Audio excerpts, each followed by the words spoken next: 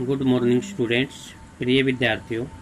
आज हम दूध का दाम चैप्टर के दूसरे पार्ट में पढ़ेंगे कि किस प्रकार से जो भूंगी का दूध पीकर महेशनाथ का बेटा पल रहा था उसके बारे में तरह तरह की जो बातें समाज में उठी बेटा, तो उस पर एक करारा व्यंग्य लेखक ने किया है कि जब तक वह दूध पीता था तब तक किसी ने कुछ नहीं कहा, और अब पल बढ़ करके पालन पोषण हो करके वह बच्चा जब बड़ा हो गया है तो उसी दूध की जब आपत्ति होने लगी है।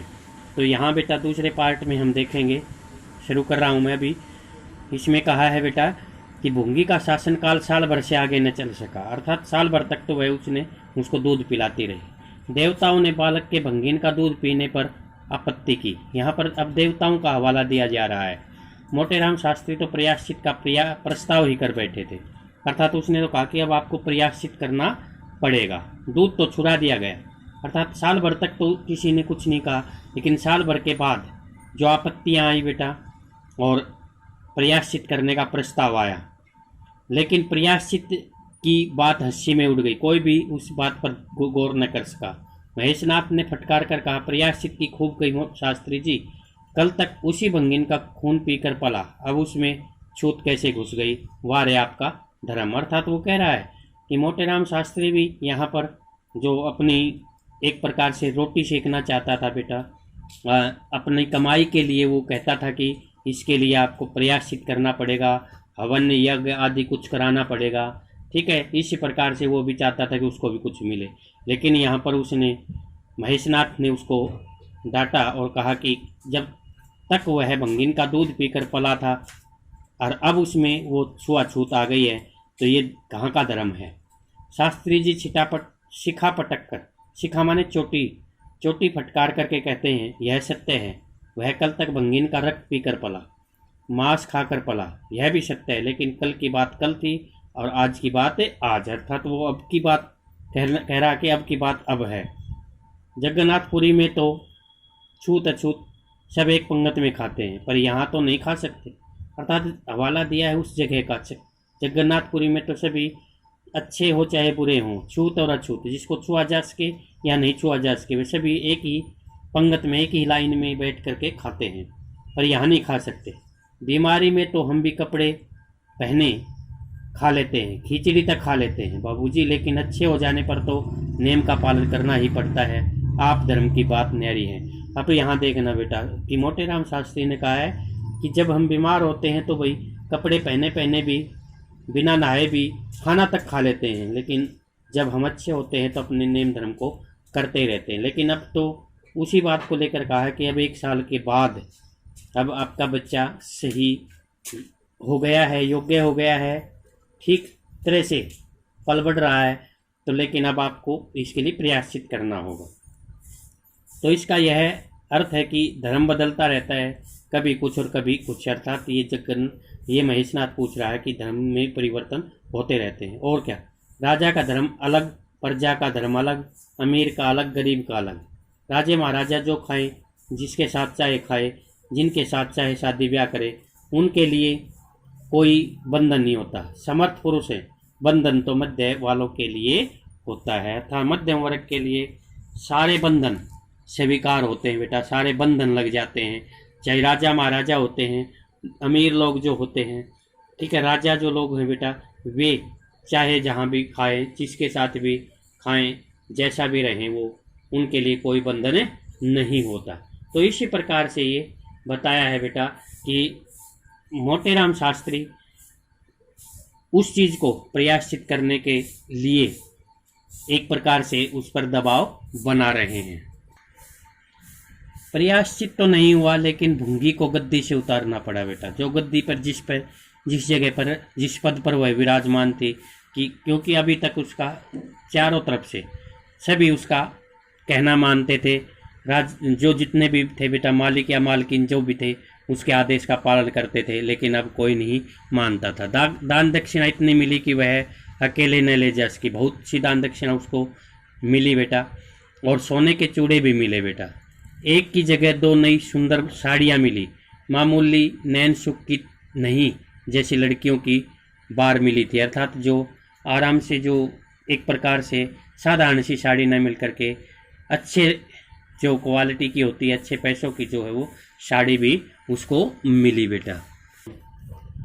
इसी साल प्लेग ने जोर मारा और गुद्दड़ पहले ही चपेट में आ गया बेटा। प्लेग बीमारी होती है एक प्रकार से, ठीक है। उस रोग में गुद्दड़ जो है जकड़ा गया और वह स्वर्ग सिधार गया।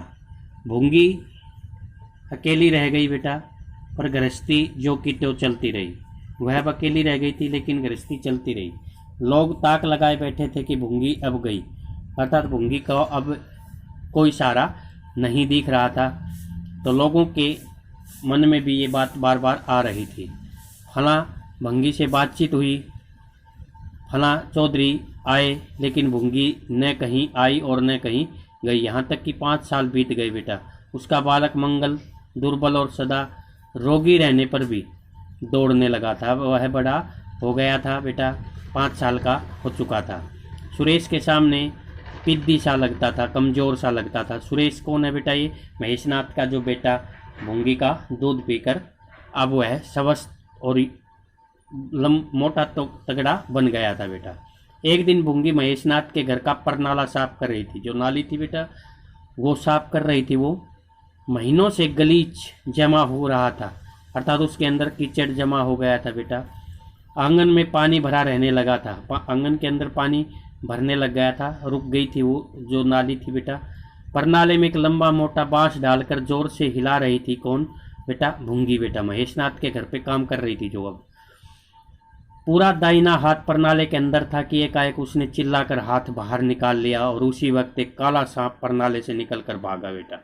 अर्थात उस परनाले में एक काला सांप था बेटा जो उसको लड़ चुका था उस टाइम पे। वह चिल्लाई भी, लेकिन लोगों ने दौड़कर उसे मार तो डाला, लेकिन भूंगी को न बचा सके बेटा, ठीक है। वो उसको मार तो दिया था सांप को, लेकिन उसको भूंगी सांप के लड़ने से मर गई थी बेटा। समझे पानी का सांप है, लोगों ने समझा कि ये तो पानी का सांप है, विषैला नहीं होगा, इसलिए पहले कुछ गफलत की गई, अर्थात लापरवाही की गई। जब विष या जहर देह में फैल गया बेटा, शरीर में फैल गया, तो लहरें आने लगी। लहरें का मतलब उसको क्या आने लगा बेटा? एक प्रकार से मूर्छा आने लगी। तब पता चला कि वह पानी का सांप नहीं, गेववन था, अर्थात गेरुए रंग का था, जो विषैला था बेटा। मंगल अब अनाथ था, क्योंकि पिता पहले ही मर चुके थे और माँ का देहांत अब हो गया था। दिन भर महेश बाबू के द्वार पर मंडलाया करता था बेटा वो। अब महेश बाबू के द्वार पर के आगे घूमता फिरता रहता था। घर में जूठन इतना बचता था उसके घर में बेटा महेशनाथ के कि ऐसे ऐसे 10-12 बालक पल सकते थे। 10-5 बच्चे पल जाते। कैसे कैसे बेटा? मंगल जैसे। खाने की कोई कमी नहीं थी वहाँ पर। हाँ, उसे तब बुरा जरूर लगता जब उसे मिट्टी के सकोरे में ऊपर से खाना दिया जाता था, अर्थात वहाँ पर उसके साथ एक प्रकार से छुआछूत जो होता है वो दिखाई दे रहा था बेटा, क्योंकि मिट्टी के सकोरे में ऊपर से खाना डाल करके उसको दिया जाता था। बर्तन भी उसको नहीं नसीब हो रहे थे। अब सब लोग अच्छे अच्छे बर्तनों में खाते हैं, उसके लिए मिट्टी के सकोरे दिए जा रहे थे बेटा। अब यहाँ पर ये दिखाया देता है बेटा कि वही उस घर का बच्चा जो जिस घर में उस भूंगी का दूध पीकर वह पला बड़ा था, लेकिन आज उसके लड़के के साथ में ऐसा बर्ताव किया जा रहा है। यूँ उसे इस भेदभाव का बिल्कुल ज्ञान न होता था, लेकिन गांव के लड़के चिढ़ा चिढ़ा कर उसका अपमान करते थे। हालांकि मंगल को तो इस तरह की कोई ज़्यादा जानकारी नहीं थी, न ही वो इस चीज़ को मानता भी था बेटा। लेकिन गांव के जो साथी थे बेटा, उसके लड़के जो साथ वाले थे, वे उसको चिढ़ाया करता था, उसका अपमान करते थे। कोई उसे अपने साथ खिलाता भी नहीं था बेटा, कोई नहीं खिलाता था। यहाँ तक कि जिस टाट पर वह सोता था वह भी अछूत था, अर्थात जिस टाट का मतलब है बेटा नीचे बिछोना जो होता है, ठीक है, उसके ऊपर उसको भी अछूत माना जाता था। मकान के सामने एक नीम का पेड़ था। किसके मकान के सामने बेटा? महेशनाथ के मकान के सामने। इसके नीचे मंगल का डेरा था। उस नीम के पेड़ के नीचे एक फटा सा टाट का टुकड़ा, 2 मिट्टी के सकोरे और एक धोती जो सुरेश बाबू की उतारण थी बेटा, जो सुरेश बाबू की बची हुई थी बेटा, उसको मंगल के लिए दिया गया था बेटा। ठीक है, एक टूटी हुई सी टाट दी गई थी, टुकड़ा दिया गया था बिछोने का बेटा, और चकोरा था 2 मिट्टी के और एक धोती का टुकड़ा बेटा। ठीक है, इस प्रकार से मंगल जो है महेशनाथ बाबू के जो घर की जूठन है उसको खा करके पल रहा था बेटा। सर्दी गर्मी जाड़ा हर एक मौसम में वह जगह एक सी आरामदेह थी उसके लिए। वह नीम का पेड़ बेटा जो महेश बाबू के घर के सामने था। और भाग्य का बली मंगल झुलसती हुई लू, गलते हुए जाड़े में और मूसलाधार वर्षा में भी जिंदा और पहले से कहीं स्वस्थ था।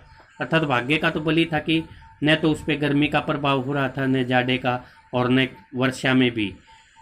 ठीक है, और पहले से भी कहीं स्वस्थ था। बस उसका कोई अपना ही था, तो गांव का एक कुत्ता जो अपने सहवर्गियों अर्थात उसके साथ के जो उसके ही वर्ग के जुल्म से दुखी होकर मंगल की शरण में आ पड़ा था। दोनों एक ही खाना खाते, एक ही टाट पर सोते, तबीयत भी दोनों की एक सी थी और दोनों एक दूसरे के स्वभाव को जान गए थे। कभी आपस में झगड़ा नहीं होता था। अर्थात इन बुरे दिनों में उसका एक साथी बना बेटा मंगल का एक वही उसी गांव का एक कुत्ता बेटा।